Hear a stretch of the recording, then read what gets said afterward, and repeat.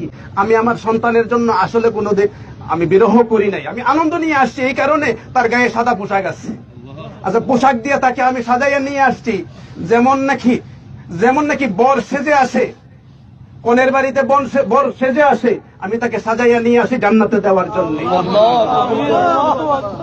শুক্রবারে বিকাল থেকে তার জবানের মধ্যে তেলাওয়াত ছিল, জবান থেকে তেলাওয়াত বের হয়েছে, আল্লাহুল্লাযী লা ইলাহা ইল্লা ওয়ালান তাজিদ লাহু নাসীরা, এরকম আয়াতগুলো পড়তেছিল। হ্যাঁ, অনেকগুলো পড়তেছিল। তারপরে যে আইসিইউতে লাগানো হয়েছে, এগুলো বের হয়েছে। যাই দেখি, আমি শুনি একটু কি পড়তে চাই, কি করতে চাই। তো বাসায় আসলেও কোনোদিন গোসল করে খালি গায়ে বের হয় নাই। আমি বলতাম যে এখানে তো কেউ নাই, না থাকলে কি এটা পর্দা না? তো যাক, আলহামদুলিল্লাহ, আমি আমার আল্লাহ পাক রব্বুল আলামিন কেন আমাকে এই সন্তান দিয়েছেন এটা না দিলেও তো পারতেন। এখন নিয়ে গেছেন, অনেকে বলে যে অকালে মৃত্যু, আসলে মৃত্যুর কোনো কালই নাই। তো অকাল হবে কিভাবে বলেন তো দেখি?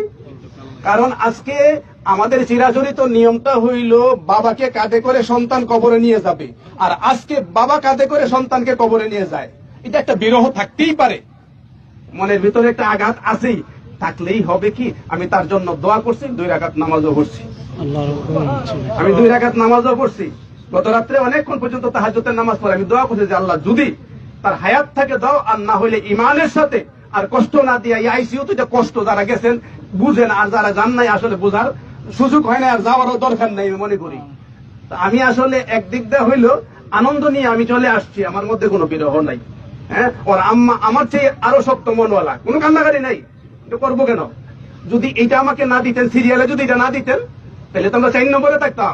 এটা দেওয়াতে 1 নম্বর ছেলে হয়েছে আমরা, ঠিক না? তো এই জন্য আপনাদের কাছে দোয়া চাই। আমি হাসি মুখে কিন্তু আসলে সারাটা ঢাকা থেকে আমি এই পর্যন্ত আসছি। বাইতুল মুকাররমে সন্তানটা জোহরের পরে নামাজের কথা ছিল, আসরের পরে হয়েছে।